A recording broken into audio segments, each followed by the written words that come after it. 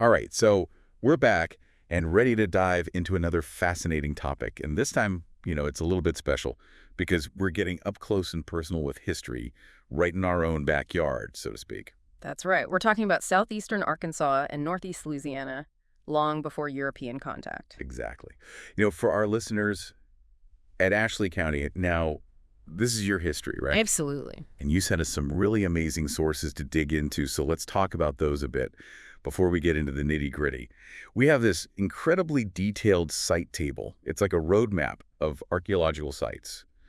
Ashley, Drew, Union, Bradley, Chico counties, all represented. It even singles out the Shepherd site right there in Ashley Oh, County. yeah. So we'll definitely circle back to that for sure. Mm. But it's not just a list of places, right? Right. Layered on top of that, we have all this expert analysis helping us understand when people were living at these sites. And it generally puts them in that time frame of the late Woodland period, about 600 to 1000 CE. Hey. Then into the Mississippian period, spanning roughly 1000 to 1600 CE. So we're talking about that crucial period just before Europeans show up on the scene. Precisely. To help us visualize what life was like back then, we also have a fantastic regional cultural context write-up.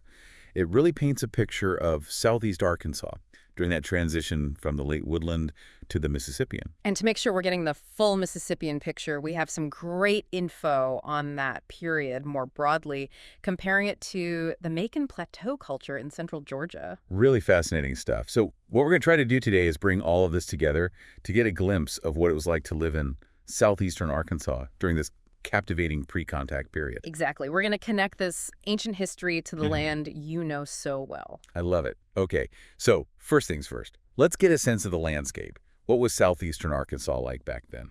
Well, picture this.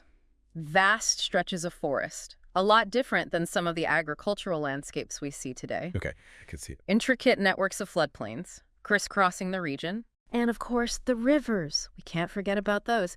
The Wachita, the Saline, and of course, the mighty Mississippi River. These rivers weren't just these separate things. They were all interconnected, deeply influencing how people lived, how they traveled, how they interacted. Right, it's all about those connections. And speaking of connections, let's talk about that transition from the Woodland to the Mississippian period. Now, this wasn't an overnight change, was it? No, not at all. It was a gradual evolution, and the way it played out could vary quite a bit depending on where you were in the region. Got it. So let's take it back a bit. During the earlier Woodland period, you'd see more spread out settlements. Okay. People were into smaller scale gardening, growing things like squash and various native seed plants, and they were building those characteristic conical mounds. Those are the ones that are, cone shapes, right?